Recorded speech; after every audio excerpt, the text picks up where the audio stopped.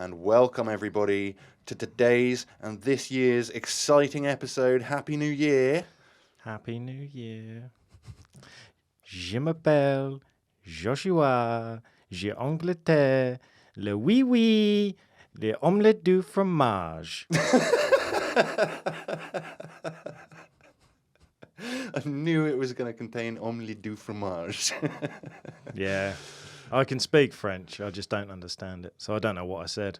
Okay, fair enough. Well, hopefully someone will write in and tell us. And when I say I speak French, I know that one sentence. So and I actually don't know what it means. Well, you know the bonjour is hello. Yeah, well, yeah. You virtually always answer your phone, at least to me, Yeah. saying bonjour. Bonjour. Yeah. I think what I said was, hello, my name is Josh. I'm English. Yes, omelette with cheese. I think that's fairly accurate, yeah. I'm not an expert in French either. I took 5 years of French at school, can't speak a word of it. Yeah. Never took a Spanish lesson in my life. Been to Spain plenty of times. I can get by. Mm-hmm. You know. But anyway, it is a new year. And it is also... No, this is going to blow your mind. Because my birthday is before Christmas. Yes. But it is actually my birthday. Yes. Today. Yeah. But this will be released on New Year. Yes. So it is a little bit of a mess up with time. Time is distorted here in the studio at the moment. Yes. Would you say that? Would you agree? I would, because I think people know that most podcasters record Ahead of time. Yeah, a few weeks ahead. It'd be quite stressful trying to do it live every time, wouldn't it? Yeah, and we'd slip up and there'd be a swear word or something. Yeah, well, we slip up enough anyway. But yeah, I kind of wanted to do this whole, because it's a new year, it's my birthday, I just wanted to do something time-related and space-related. Because it's my birthday, and I'm going to talk about whatever the hell I want. Yeah, that's fair. That's fair. So, space and time and things renewing. That is kind of the theme for today's episode. Okay. And prepare to have your mind blown. Yeah. All right. So don't melt my brain. I'm going to try. I'm going to try not to. Right. So I'm going to start off by asking you a question. Yes. About a very famous guy called Albert Einstein. You've heard of him? Name sounds familiar. Yeah. You've heard of the general theory of relativity? E equals MC squared. E equals MC squared. You answered my first question. What is Einstein's equation? I got in your head. You did. You got in my head. But you got it wrong. No. Well, you didn't get it wrong. It's just that is E equals MC squared is the equation that everybody leans on when they talk about Einstein. You ask anybody in the street, what's Einstein's equation? They'll say E equals MC squared. Which is it? Energy equals mass times. Yeah, energy times. Is it mass? The Yeah. M? MC squared. I don't know what this is. Okay, so energy equals mass times the speed of light squared. Oh, okay. Okay, so I mean this is just part, and a very small part of the theory of general relativity. It basically says, as you're traveling through space and you're accelerating towards the speed of light, the amount of energy that you need to propel yourself faster and faster will increase because your mass increases the faster you're going, and you can never actually reach the speed of light because if you have mass, if you are a particle with mass, you would need infinite amounts of energy, which is why the people who run like the Large Hadron Collider in CERN can't accelerate particles past 99.9999999% of the speed of light. That's as fast as they can go, because any particle has mass. It's only light itself, electromagnetic energy, electricity, if you like. It's all part of the same wavelength. It's light. It has no mass. It is the only thing that can travel that far or that fast. Right, yeah, okay, that makes sense. Okay? But that's not the mind-boggling part of Einstein's equations and his theory. If you ask a physicist what his equation is, he's gonna. You can see my notes here. He's gonna point to this equation here, which I'll read to you if I can remember how it's actually pronounced. Okay, so R mu nu minus half Rg mu nu equals 8 pi gt mu nu. Yeah. That makes total sense, doesn't it? Yeah, yeah. I mean, you had me at pi because I'm feeling very peckish. So I listened. I heard the pi part, but Is there any idea what that is? can you say it again? R mu nu minus half Rg mu nu equals 8 pi gt mu nu. Nope. No. Nothing. Right, so this is a dynamic equation telling us how the curvature of space-time responds to energy, mass, and momentum in the universe. Yeah. Have you ever? I suppose you've probably heard me say many times that Einstein came up with the theory that gravity, or as we always used to call it, the gravitational force, is not actually a force at all. There's nothing pushing you down onto the floor. It is the curvature of space-time that holds everything together, that holds us on the planet, it holds the planet in orbit around the sun, and all that. And this equation is the one that explains that. Okay. It took him years to develop it. It's not all entirely his work. He stood on the backs of other physicists and took their equations and sort of chucked them all into a mixing bowl, mixed them around, saw what worked, and came out with that equation. That makes sense. And that is what he released to the world. And he started going around doing all these lectures and stuff like that. And the thing is, Einstein himself didn't like maths. He didn't. No. I know, Okay. it sounds crazy, doesn't it? Yeah. But Einstein was a physicist, not a mathematician.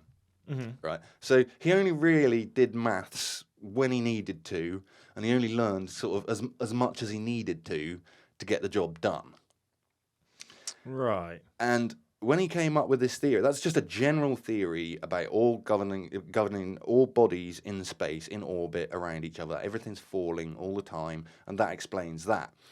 When he came to actually try and sort of plot coordinates within space, because obviously, if you're looking at a flat page, all you need is x and y to give yourself a coordinate. Yeah, in space you need x, y, and z, and there's a whole load of complicated calculations that you have to make to at any given point in time to show where you are in relation to other bodies. Yeah. Yeah.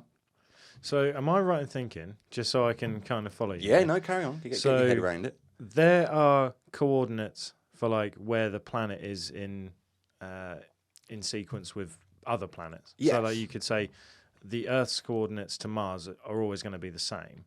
Well, they're not.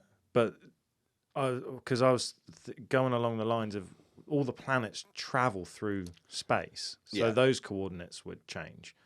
But surely the planets are the same distance. From the sun, yes. Right. From each other, no. Oh yeah, no, that does make. I didn't explain it very well. Yeah. But like the sequence of where the planets are in that order, like yeah. So that obviously they orbit, so there is the coordinates do change when they orbit. Yeah. But their position, like the Mars isn't going to suddenly just skip the queue and get further away than. No, do you know not what I mean? at all, So. no, yeah. But yeah, I didn't explain that very well. But that's what I mean is surely there's coordinates that change because we travel. Oh, there are, yeah.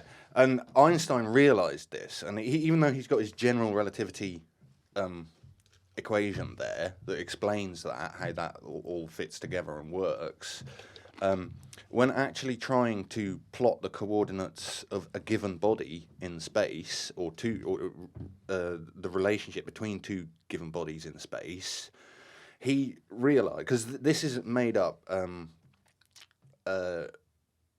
with metrics and tensors. I don't expect you to know what those are. Very mathematical terms that are important within physics. But Einstein realised that these metrics that would have to be calculated were so long and so complicated, he couldn't be bothered to do it. He hated maths that much. Because he wasn't a mathematician, and he looked at this list of metrics that had to be calculated to accurately describe where Earth is in relation to the sun, for example. He was like, I'm not doing it. I'm Albert Einstein. I'm the smartest guy in the world at the time, and I'm not doing it. So if I'm not doing it, I don't think anybody's going to do it. Oh, so I'm surprised that wouldn't drive him to then do it. It didn't, but it did catch the attention of somebody else. Oh. So there was this guy called Karl Schwarzchild. He was a mathematician, and remember, this is 1917, so the First World War is going on. Einstein's still in Germany at this point, and he's giving out his lectures and stuff. Very respected physicist, obviously. And Karl Schwarzchild was working with the German military. He was calculating the trajectory of ballistic missiles that they were doing, like Werner von Braun and all that sort of thing. We're trying to create the first intercontinental ballistic missiles, whether they wouldn't be nuclear, but they were still trying to create these missiles that could kill the enemy from a long way off. Karl Schwarzchild was the mathematician who was figuring out the trajectory of the rockets and figuring out what kind of payload the fuel needed and that sort of thing, and what angle to launch them at and that sort of thing. He was the one doing all those trajectory, like fine-tuning it to get it accurate. Yeah. And when he was just having his downtime, his rest and relaxation, he would travel to Berlin and listen to the lectures that Einstein was prepared and was giving on his theories of relativity. And he ended one of his lectures that Schwarzchild was at by saying, I don't think anybody's going to calculate these equations because I can't be bothered to do it. All these metrics. Lists and lists and lists of numbers. Honestly, to look at it, it just baffles you. Einstein could be bothered to do it. I certainly wouldn't be bothered to do it, even if I was capable of it. Schwarzchild, he took it upon himself to figure it all out. He was the chosen one. Yeah, he was the chosen one. And he came up with what is now known as the Schwarzchild metric. Yeah. Because basically, he kind of Einstein asked him how he did it when he came back with his results. Einstein asked him how he did it, and he said, "Well, I made a lot of guesses," and he said, I disregarded a lot of information. All I wanted to know was I know where the Earth is, I know where the Sun is, and I want to find that correlation of the orbit between the two. So I've disregarded all the other information, any outside influences or anything like that, and I've just concentrated on making the metrics work for that. And he presented it to Einstein. Einstein was happy that he'd done it. He was like, oh, excellent, this completes my work. It proves my theory, my general theory of relativity, that works. And they put it to test with all these different things, like gravitational lensing and all that sort of thing. And every time, Einstein's theory was bang on the money. Until another bunch of physicists looked at the Schwarzchild metrics, and they came across a little part of it, which is basically states r, radius, r equals 2gm, 2 gravitational masses. And they were like, well, this doesn't work. It didn't work. It didn't work for them. They were like, because, okay, so we know what the radius of the sun is, but at which point are we measuring from? Are you measuring from the outside of the sun or the inside of the sun, the central point of it? And Einstein is like, well, from the outside of the sun, you need to work from the surface. And they were like, yeah, but it doesn't work if you go to the center, because the one part of his metric, I'll read out the equation. State the g mu nu, or the two little symbols, mu and nu. If you reduce that number down to 0, it means it equals, in brackets, 1 minus 2gm over r, which the smaller your input number, as in the smaller it gets down to 0, the end result becomes infinity, which physicists don't like. They don't They like don't infinity. like the term infinity. They like to have a value. Any kind of equations that they're doing, they want the result to have a value. And Einstein was like, because the value at the end of this is the rate of the passage of experienced time with respect to the coordinate of time. Remember, Einstein has stated that space and time are, in essence, the same thing. Because Newton did his laws of motion studying distances, but Einstein realized that distances only work in a straight line, and space is curved.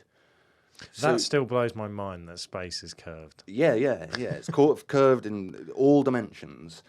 So he started studying distance over time. Yeah, because basically any distance, no matter how small, is just a series of straight lines. But when you add them all together, you can calculate your distance by the amount of time that it takes to get somewhere. You know what I mean? So all of Einstein's calculations were with space and time being the same thing. So experienced time and the coordinate of time have a relationship.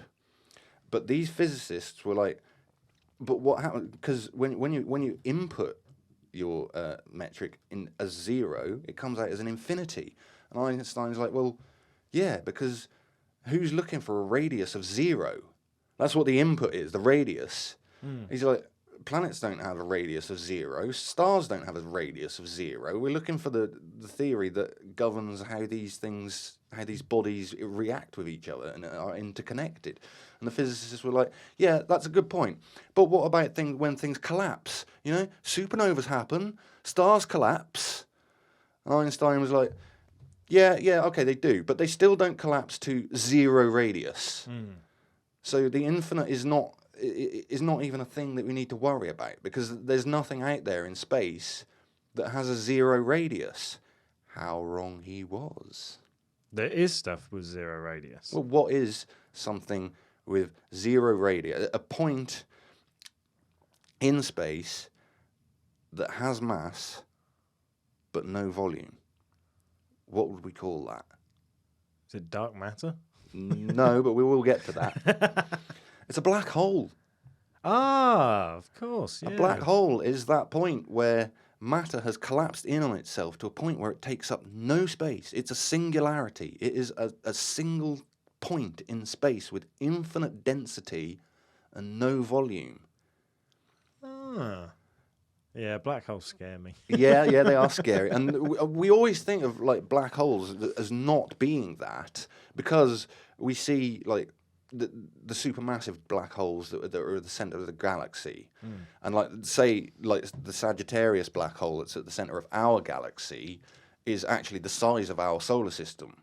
That's nuts. But it's not. It's the event horizon of that black hole that is the size of the solar system. It's that point of no return. The actual black hole itself is still that infinite point, that single point of infinite density. It's the radius of it that we consider to be the black hole is just the point of no return for light or anything. Once it crosses that sphere of influence, it's never coming back out, because space-time is curved so dramatically. Has it been proved that it's curved? Yeah, this is what proves it. So you're telling me, even with scientific evidence that something is curved, it wouldn't make sense if I turned around and said it's a conspiracy theory and I think space is flat? There are theories to support your claim. What? No, you're not supposed to side with the flat earthers. No, I'm not siding with the flat earthers, because I'm not saying that Earth is flat. I'm saying that quite possibly the universe is flat. Oh no, I've opened a can of worms. Or it could be spherical, or it could be donut shaped, or it could be parabolic in nature. We just don't know. There's no way we can see far enough out to actually see what the whole universe looks like anyway, is there? No, true. Einstein, like I say, with this whole infinite thing, Einstein himself said, as a quote from him, there are only two things that are infinite. One is the universe, and two is human stupidity. And I'm not sure about the universe. That's a good quote. Yeah. But don't black holes just keep growing? If they're feeding, if stuff's still going into them, yes. But black holes aren't the all-devouring, hungry things that scary science fiction movies would have you believe. Yeah.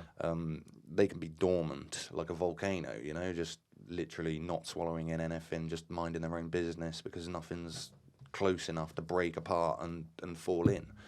I got you. Yeah. But anyway, like I say, Einstein, he didn't know about black holes. He didn't? No, he didn't know about it. His theory said, his equations said, in theory, yes, they could exist if you could find an object with zero radius. But he didn't ever think that would happen. And no one did for quite a few decades. Oh, so did he pass on before he knew about black holes? Or did Yeah. Oh, wow. Yeah, it wasn't until like the 50s or 60s until people actually started thinking, well, maybe black holes could actually be a thing. And then it wasn't even until, I think it was the 1970s. That's a while after. Yeah, because, this was in 1917 that Einstein and Schwarzchild got together and created all this theory. So it wasn't until the 70s that a very small group of scientists were looking at the sky, measuring stars. Now, do you remember I told you about parallax angles? Yes. And you can judge the distance that stars are compared to Earth. Oh, don't get me started on that. Because you measure where they are in the sky when you're on one side of the sun, and then 6 months later you look at the same stars in the sky and see if they've moved. Because I think I did the analogy of hold your thumb out and look at it through one eye and then the other eye. Well, that gives you the parallax angle of a star. And they found this star, and they were studying it for several years, making sure that they were double checking their distances, and the star suddenly wasn't in the right place. It had kind of wobbled. And they were like, oh, what's caused that? And they came up with a theory. Maybe it's a black hole. This star is actually orbiting something that we can't see. I would have thought a black hole would suck stars up. If they're close enough, potentially, yeah, it can. Oh, yeah. Well, I suppose a black hole would have its own gravitational pull to be able to suck things into it. Yeah. So, yeah, that makes sense that something can orbit around a black hole. But again, people didn't hold on to this theory. It wasn't until around about the turn of the millennium that black holes suddenly became this widespread thing. A lot of physicists were still like, do you believe in black holes? Yeah. You freaking idiot. It was very taboo subject matter, even within the physicists and stuff. Which is crazy because they seem like so common now. Like you hear about a black hole and you're like, well, yeah, of course they're real. Well, yeah. Yeah. I've been touching on dark matter, in fact. The reason why dark matter has become a thing within the physics community is because of this equation. It's because when these physicists were looking at galaxies, and particularly like spiral galaxies, all the stars create this spiraling pattern. Yeah, that's quite cool. Towards the middle. It looks awesome, doesn't it? Well, they were measuring the velocity of the stars. You'd imagine that the stars on the inside of the galaxy would be traveling a lot faster than the stars on the outside of the galaxy, because it's created that spiral pattern. How else would that pattern exist? And using this equation, that is pretty much what it should be. But scientists noticed that the stars on the outside galaxy were pretty much traveling at the same speed as the stars on the inside, and they couldn't explain it. So they came up with this theory that there must be a lot more mass to the galaxy than what we can see. So they came up with this dark matter theory. Yeah, it's matter that you can't see it. You can't take any readings from it. It doesn't emit any kind of radio waves or light or anything like that. The only thing it interacts with is gravity. And they called it dark matter. Very controversial point. I don't hold with the theory. I don't like it. I don't think Einstein would, to be honest, because Einstein wasn't even a massive fan of the Big Bang Theory. He wasn't? No. Okay. I mean, we could talk about that all day, because I've never understood the Big Bang Theory. Because I go down a rabbit hole and I think, well, if the Big Bang Theory didn't happen, what was before that? Was it... Who said there was anything before that? Well, I mean, that's... Who's to say that the universe isn't as it is and always was and always will be? Yeah. Yeah, there's so many theories and conversations you can have about the start of the universe and what the universe is. And yeah. But I can't wrap my head around... Yeah, but Einstein wasn't a massive fan of the Big Bang Theory. I've got an inkling that if he had been alive when somebody came up with the dark matter theory, he would probably shot that down as well. Because at the end of the day, I just think, while this is a theory that has stood the tests of time, this equation, Einstein's theory of general relativity, there's got to be something that's not quite right about it. Yeah. Something's not quite on the money, is it? Yeah. It's dark energy and dark matter. You know, the whole theory of, like, dark energy being the energy that was created by the Big Bang that is still making space expand outwards today is generally accepted. But the thing is, when we talk about that expanse of space, we only see it in those vast expanses between galaxies. We'll look at distant galaxies and notice that they're speeding away from us at a hell of a rate. But when you look at local stuff, like Andromeda, the galaxy next door, it's actually heading towards us. Oh, right. And in 4 or 5 billion years, it's going to collide. And Andromeda and the Milky Way will collide and merge and become one galaxy that people are proposing to call the Milkdromeda.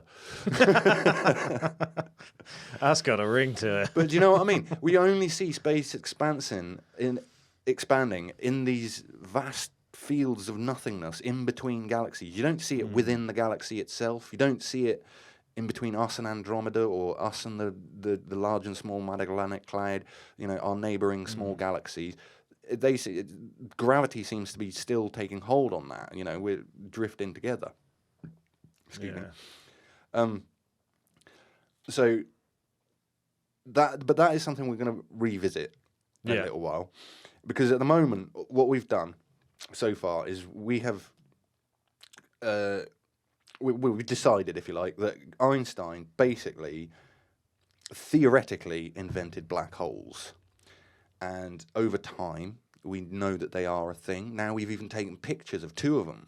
Yeah, they look cool. Yeah, very cool looking pictures. I loved it. I was on the edge of my seat waiting for those, but for like 3 years or whatever it was, it took them to do it. We won't go into... You also took a really cool picture of the sun with your telescope, and I remember that because you could see all the little flares and everything on the action, and I was very impressed by that. Sunspots. That was cool. But anyway, the black hole. So we got to a black hole so far. Now, there was another really famous physicist that didn't like black holes. He spent his life studying them. Stephen Hawking. He preferred white holes. Well, we'll get to that as well. That's where we're going with this episode. But Stephen Hawking, he loved his black holes, don't get me wrong. He studied them. But one thing that he didn't like about them is the fact that if you go into a black hole, space and time basically cease to exist. It is the end of time, the end of space. There's nothing after it. Where does it lead? We don't know. Not for sure. But you wouldn't live to tell the tale. Stephen Hawking didn't like that because there's a rule in physics, a law if you like, that information must be conserved. The conservation of information law. And Stephen Hawking said, well, if something goes into a black hole, it's gone forever, the information is gone. How can that be when information is always conserved? It's like if I were to set fire to my notepad, Mm-hmm.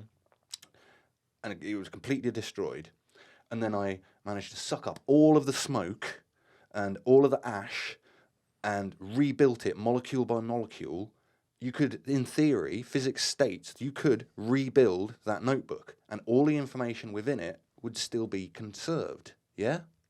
In theory, yeah.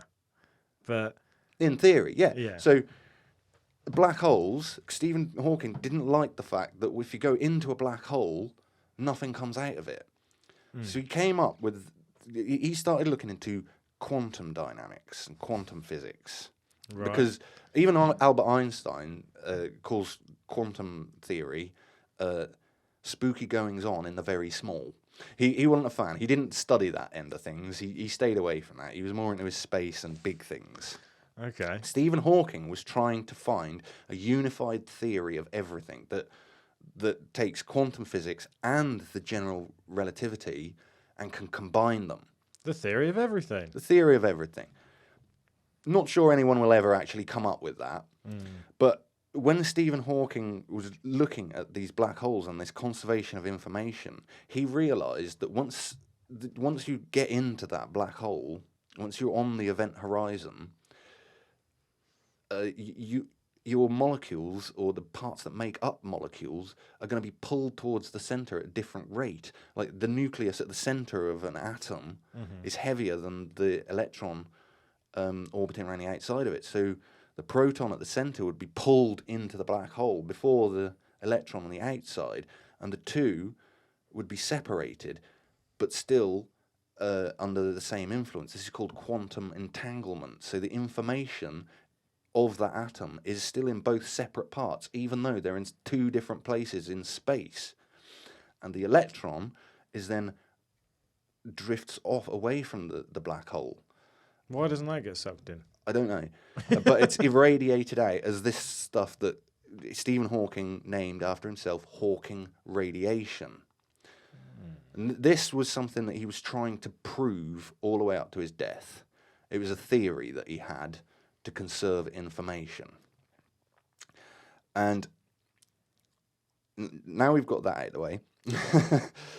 Stephen Hawking, yeah, R.I.P. Stephen Hawking, because he was a great man, did some great work, and his work on black holes led to what we're going into now. And I know that we're already near the end of the podcast. No. But basically, I was watching a Royal Institute lecture the other night. Oh, check you out. Another physicist was talking about how black holes can, when this Hawking radiation shrinks the black hole down, because they will shrink over billions of years, maybe even trillions of years. It would take longer than our universe has to live. Is that if they're not sucking things in? Yeah, They'll shrink. Yeah, Right. They'll shrink if they're not sucking things in. And once they reach a certain size, what happens to them is something called a quantum leap. I love that show. Yeah, it was a good show.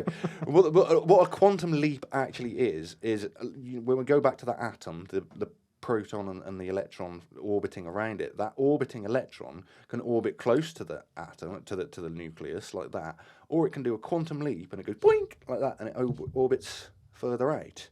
Or it could go the other way. It could be orbiting further out and it'll go boink and it'll suddenly be further in and it'll emit a bit of light. This is called a quantum leap. And what this theorist suggested is that black holes, when they get small enough, will do a quantum leap and turn into a white hole. The difference is unobservable from outside. You wouldn't know the difference between a black hole and a white hole because it would still have that event horizon. But rather than sucking space-time into it forever, infinitely, it's now a point of infinite density that is releasing space-time. Oh, man. Now, his theory was that back in the early universe, when all the black holes are only small primordial black holes anyway, not massive, super massive black holes that we witness today, but back at the early universe, they were all small. Some of them might have phase shifted into white holes, and they would be so tiny that is actually what we see as dark matter. His hope is that he can detect these white holes and prove that they are the dark matter that explains the galaxy spin. It still doesn't explain expansion to me. Now, my personal theory, and this is what I'm getting to now, this is what you're going to rate my paranormality score on. My theory is that because we don't see that spatial expansion at a smaller level, inside galaxies and between us and our nearest neighbour, we only see it when it's millions of light years away, travelling faster and further. Who's to say that these white holes aren't the cause of that space expanse? They could be, yeah. In between galaxies, you could never reach a white hole. You never see one because it looks the same as a black hole. You'll never get to one because space is expanding. So as you're trying to get towards it, you've got to travel further and further. Even though you're traveling towards it, because it's creating space. It's creating new time. No, it makes sense. Yeah. I get you. That is my... I don't have any equations or anything to explain this. That's what the people want. I know they want equations, but I'm not actually a PhD physicist. And this is just my theory, is that, no matter how small or big these white holes could be, because we always say, well, why can't we see them? Well, it's because they look like black holes. And you can't see a black hole. And if it's in the vast expanse of space where it hasn't got any stars around it, it's just going to be churning out more and more space-time, expanding the space between galaxies in the way that we see happening. And yet I seem to be the only person who's jumped on this train. Could a black hole suck up a white hole? Oh, now that's a very good question. Mate. I don't think so, because the white hole would be expanding space. A white hole couldn't drift into a black hole because it would be expanding space.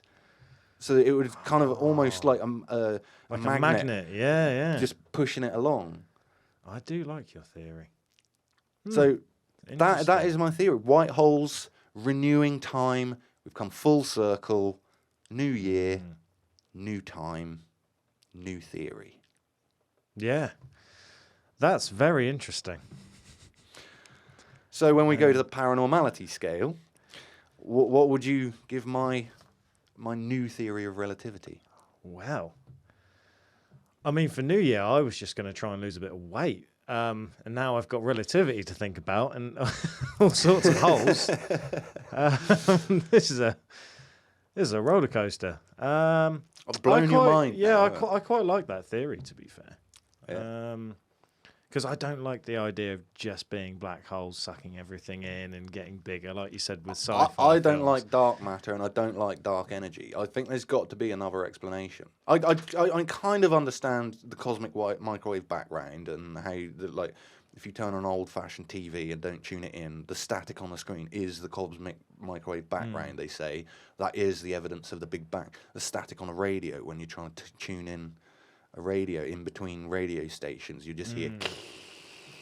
That is the cosmic microwave background. That is the dark energy that they say is pushing all these galaxies apart. But I still don't just hold of it. I think the universe is so well balanced. Yeah, it is very well balanced. Yeah. While black holes are sucking stuff in, there's got to be that something blowing things out, because space, in a way, is kind of like a three-dimensional convection zone. When you look at boiling porridge, where the bubbles come up, it's hot, and then it sort of travels outwards and then sinks back down and creates these squiggly patterns all through your porridge, if you don't stir it. Yeah. The convection zones. And space is kind of like that. So the way I think of it is, in a three-dimensional space, you've got white holes splurging out space-time, which then expands, and then black holes are sucking it in. And it's just a whole revolution, and it's well-balanced like that. But I mean, we've got yin and yang, light and dark, so it makes sense, black and white. I mean, I'm mixed race, so I like white and black holes. So I'm going to say 7.5. Okay. Yeah, because I do like your theory of white holes. And I do find black holes quite scary, to be fair. So I do like to think that your white hole is like the... That sounds so wrong. I'd like to think of your white hole as being like the good in the yin and yang Yeah. kind of thing. It's like a little sliver of hope of just being like, yeah, the universe is expanding. Retains the balance. Yeah. So I'm gonna go for a 7.5. Well, I'm going to go naturally higher than that because it's my theory. Well, yeah. But I can't give it like a 9.9 because I don't have an equation. Yeah, I think if you had an equation and some evidence and stuff, something that could be peer reviewed, then I could then possibly give it that 9.9. Well, I can't do that, so I'm going to give it an 8.8. Okay. Which would give us an average of 8.15. Yeah.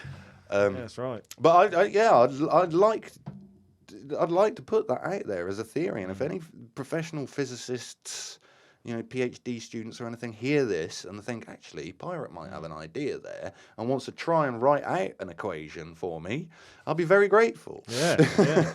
You could be the and I'll take a Nobel Prize next year. That'd be fine. Yeah. Someone else, you could be the Einstein, and someone else could be your Stromsberger. The Schwarzchild. Yeah, that's it. Stromsberger. Yeah. Also, you know how I get really confused by like when someone says there's light years away and we're seeing that light burning out from 7 million years ago or whatever it was. Yeah. I saw a video the other day. Now, tell me if this is right or wrong, or if I'm going to explain it in a way that you're confused by. But I saw something that said that if an alien on a planet 800 million light years away looked at Earth, there would be dinosaurs on the planet, not us.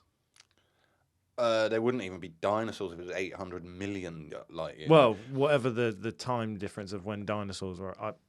So if it was, say, 70 million light years away, and they had a telescope capable of looking at Earth, yes, they would see dinosaurs. See, that just blows my mind. It doesn't make sense because we're here, we're living on Earth. But light has a finite speed. Here's another absolute brain teaser, right? We always talk about the speed of light, being 300,000 kilometers per second, or roughly that. We don't actually know because you can't actually test to see how fast light travels in a straight line. Even Einstein himself calculated because the speed of light is always written as c. In physics, the letter c, E equals mc squared, c being the speed of light. It's c for a reason, because when you calculate the speed of light, you can only calculate it by bouncing it off a mirror and measuring the time it takes to come back. That's the only way of measuring it. Because electricity travels at the speed of light. So whatever measuring equipment that you've got is going to be offset by the same speed of the light that you're trying to measure.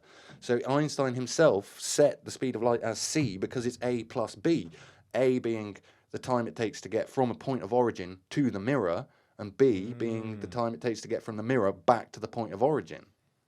Yeah, okay, that makes sense. So there's so many uncertainties. We don't actually know. We assume that the speed of light is a constant. We don't actually know it. We can't test it or prove it. Yeah. Okay. Well, my mind has been blown. Good. Not bad for a Tuesday afternoon. Yeah. Oh. And so, I'm quite happy with that. An 8.15 for my theory of relativity, or my theory of white holes, let's say. And I hope that we get someone responding to that, either calling me an idiot, don't be so stupid, or someone saying, actually, he's got a point. Who knows? Who knows? Maybe time will tell. And we'll look back and go, oh, Pirate's theory was right. Who knows? We'll let the next Einstein work it out. So if you're a physicist studying your PhD, or you've already got your PhD. If you like Pirate's White Hole. Put it to the test. Have a look yourself. Do you think that my theory makes sense? I think it does. And write in. Send us an email, paranormality.uk@gmail.com. You can come and find us on Facebook. We now have a Facebook page. You can come and find us on Discord. There is a link in the description to Discord. And if you think that our videos offer you some kind of value, I'm not sure if this one would offer any value. If you want your brain melted, then you can always go along and join our Patreon, and you can get our adverts every week, a day early and advert free. yeah, podcasts every The week, podcast, adverts yeah, free, advert free. And at any time in the future, if we get sponsorships or anything like that, the Patreon thing, we'll leave it all out of that. It'll literally just be the plain flat episode. And just our sexy voices. Yeah. And our sexy selves. Yeah. Then we hope to see you there. It'd be lovely to have a few Patreons come and join. I've got a few ideas for some bonus content that we could do as well. So until next time, I've been Pirate. I'm Josh. This has been Paranormality UK. Ta-ta. Ta-ta!